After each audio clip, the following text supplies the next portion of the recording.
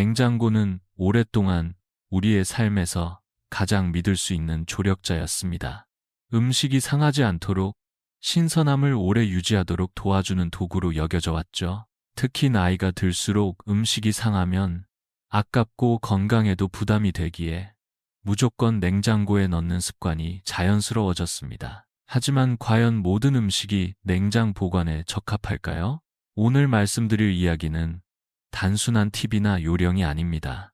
잘못된 냉장 보관 습관이 오히려 음식의 영양 성분을 파괴하고 맛과 향을 망치며 심지어 독성 물질로 바뀔 수도 있다는 사실을 아시는 분은 많지 않습니다.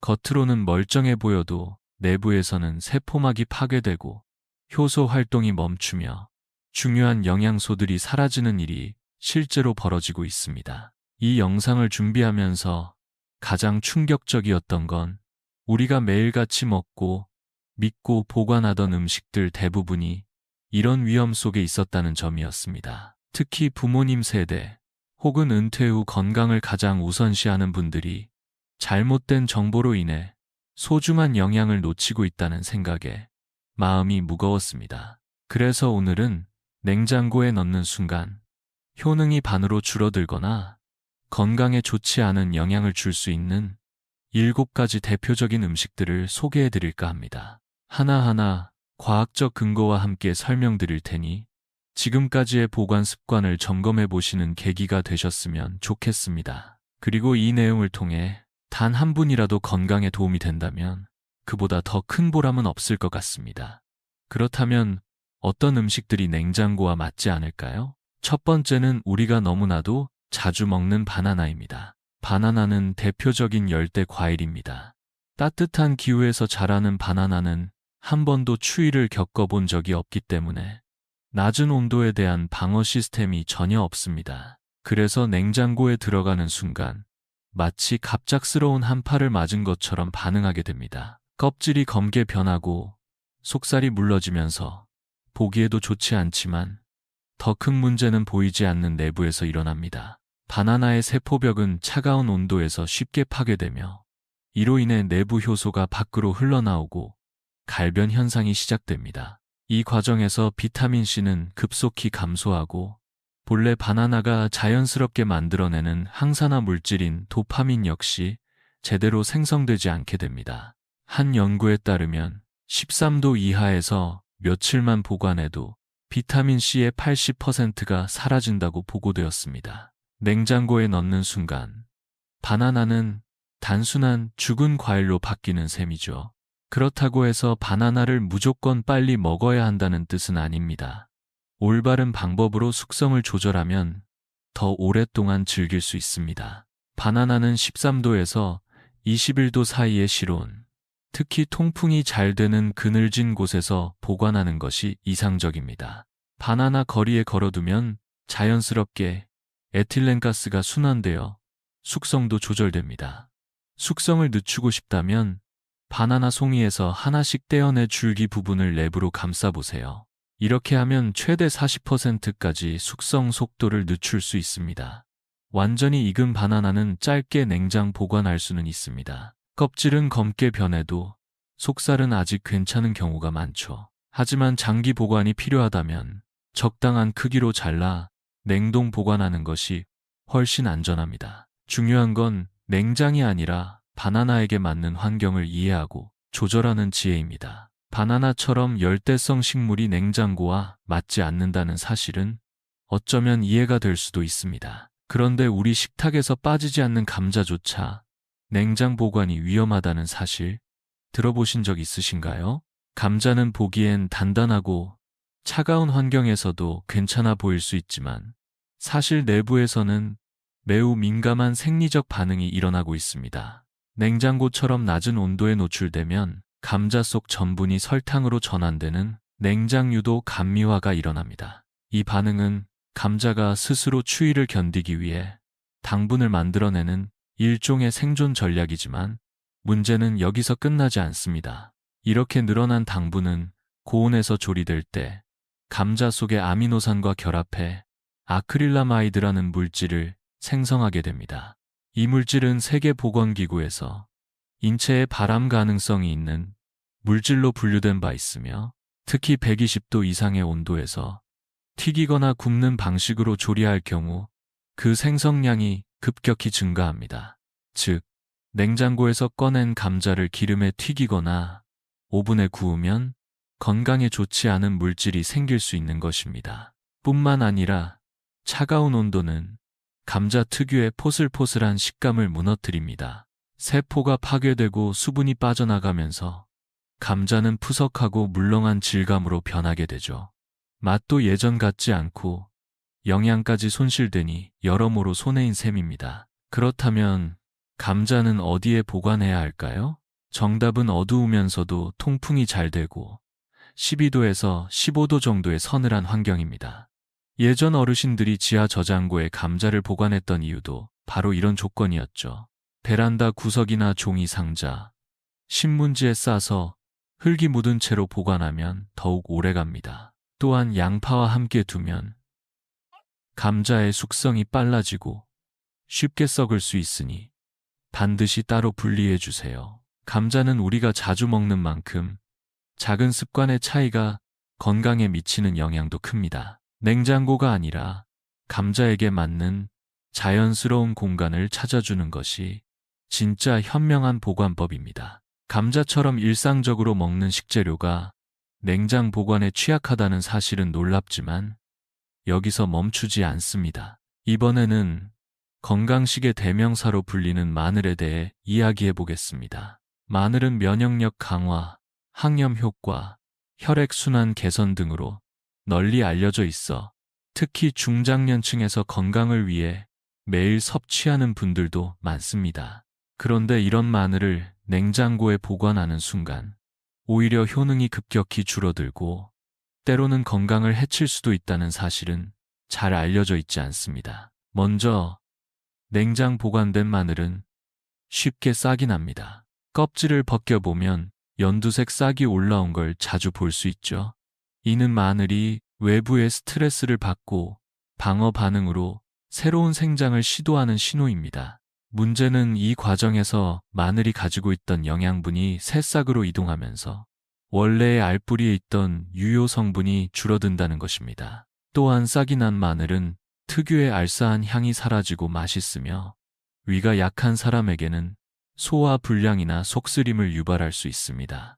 더 큰 문제는 곰팡이입니다. 냉장고는 차갑고 습한 환경이라 곰팡이가 자라기 매우 좋습니다. 특히 마늘의 표면이 미세하게 젖은 상태에서 보관되면 아플라톡신 같은 독소를 생성할 수 있는 곰팡이가 번식할 수 있어간 건강에 악영향을 줄 수 있습니다.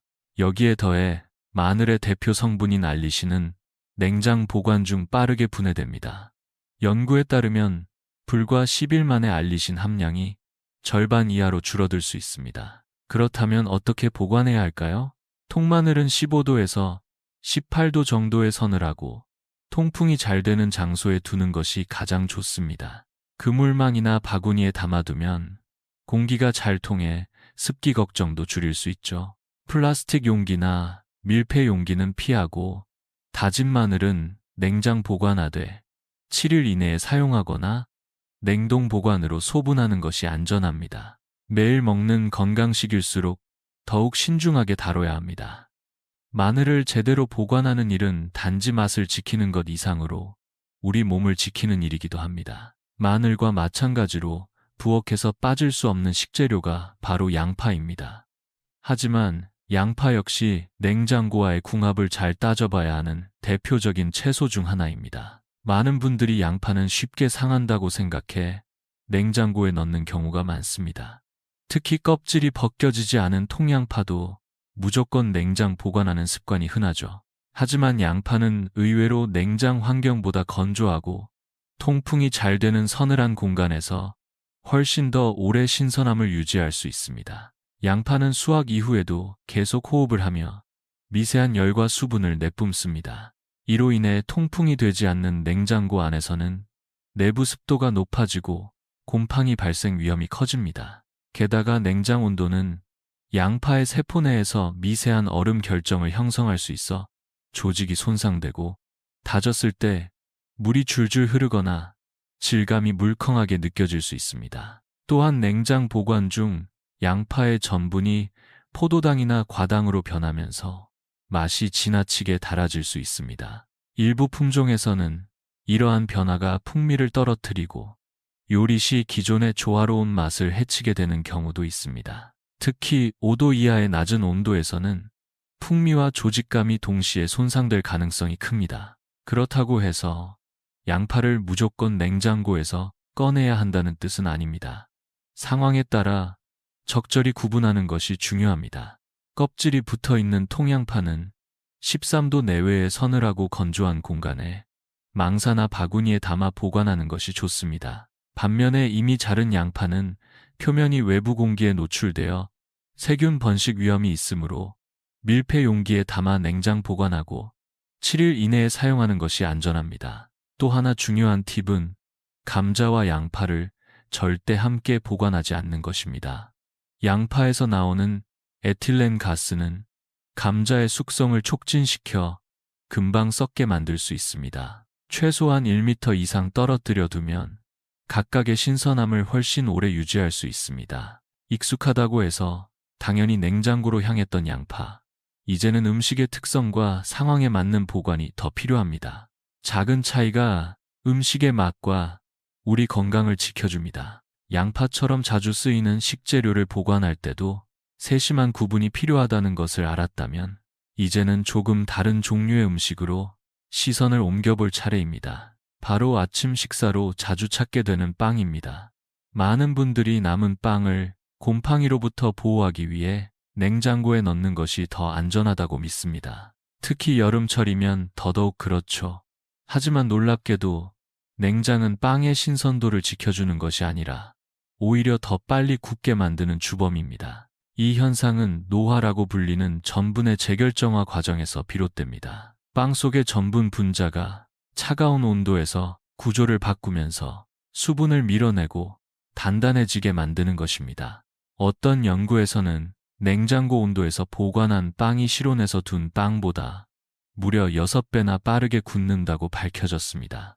실제로 빵 부스러기를 측정해보면 단 3일 만에 딱딱하고 푸석푸석해지는 현상이 나타난다고 합니다. 게다가 냉장 환경은 빵의 향을 담당하는 휘발성 화합물들을 빠르게 분해시켜 빵 특유의 고소하고 따뜻한 향이 사라지게 만듭니다. 냉장고에서 꺼낸 빵이 유독 맛이 없고 무미건조하게 느껴진다면 그건 단순한 기분 탓이 아닌 과학적인 이유가 있는 셈입니다.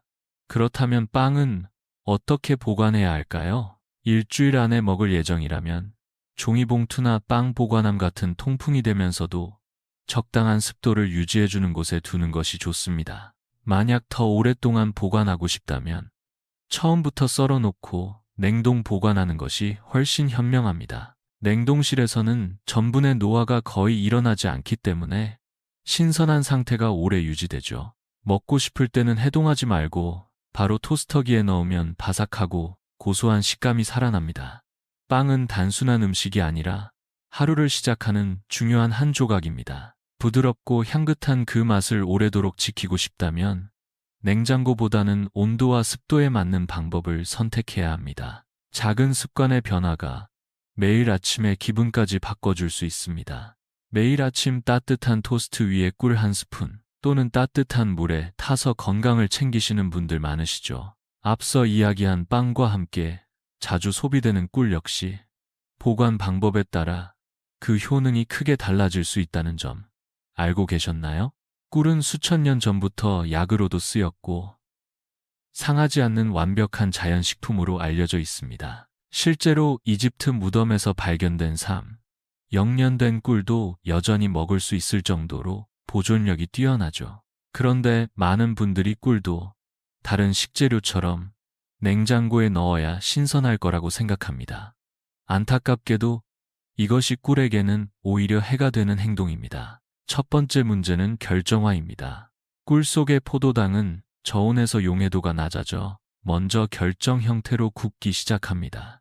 특히 냉장고의 온도대인 4도에서 10도는 결정화가 가장 활발하게 일어나는 구간입니다. 이로 인해 꿀은 원래의 부드럽고 점성 있는 형태를 잃고 거칠고 딱딱한 알갱이로 변해버립니다. 두 번째 문제는 결로입니다. 냉장된 꿀병을 꺼냈을 때 병 표면과 입구에 맺히는 물방울이 꿀 안으로 들어가면 수분 함량이 올라가게 됩니다. 꿀의 수분 함량이 18%를 넘으면 자연 효모가 활성화되면서 발효가 시작되고 맛과 향, 보존성까지 모두 떨어지게 됩니다.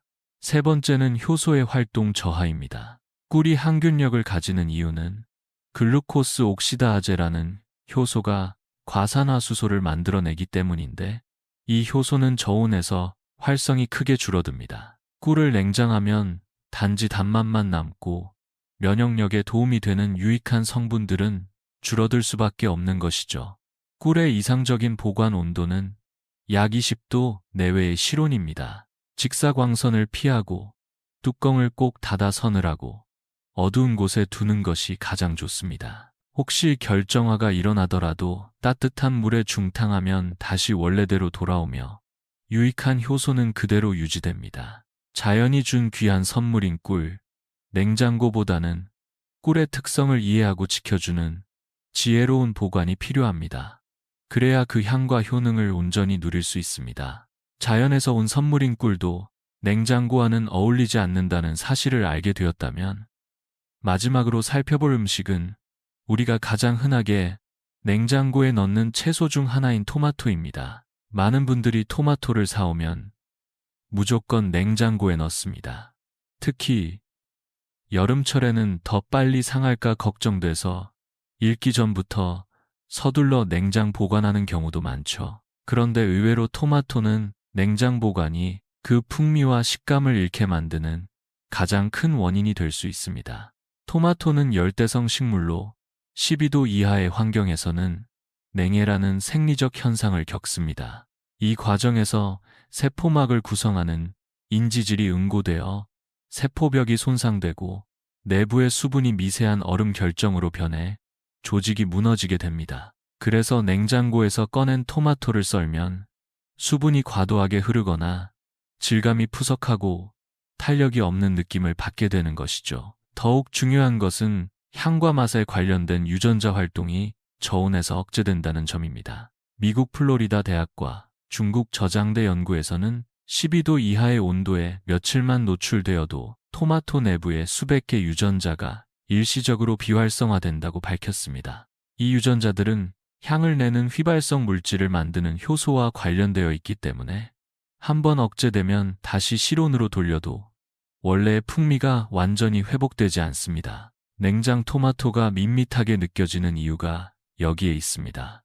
또한 대표적인 항산화 성분인 라이코펜과 비타민 C 역시 냉장 환경에서는 더 이상 합성되지 않습니다. 비타민 C는 대사 활동이 활발한 온도에서 생성되는데 저온에서는 호흡 작용이 느려져 새로운 영양소가 더 이상 만들어지지 않는 것입니다. 그렇다면 토마토는 어떻게 보관해야 할까요? 아직 덜 익은 상태라면 반드시 실온에서 숨 쉴 수 있도록 두어야 합니다. 완전히 익은 경우에는 짧은 기간 동안만 냉장 보관이 가능하며 이때도 꼭지 부분이 아래로 향하게 두면 수분 침투를 막을 수 있습니다. 가장 좋은 방법은 토마토를 미리 조리하여 소스로 만들어 냉동 보관하는 것이며 조리 과정에서 라이코펜의 흡수율도 오히려 높아진다는 장점이 있습니다. 토마토는 그 자체로도 훌륭하지만 잘 익고 숨 쉴 수 있는 시간을 줄 때 진짜 맛과 영양이 완성됩니다. 냉장이 항상 답이 아니듯 토마토에게 맞는 환경을 이해하고 배려하는 것이 필요합니다. 토마토까지 포함해 살펴본 7가지 음식들, 어쩌면 우리 집 냉장고 안에 지금도 모두 들어있을지도 모르겠습니다.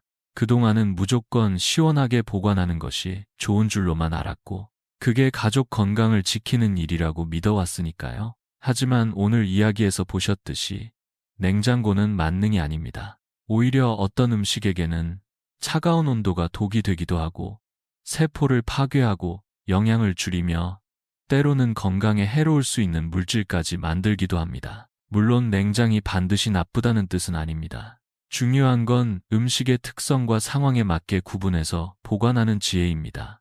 실온, 서늘한 장소, 통풍이 잘 되는 환경, 냉동 보관.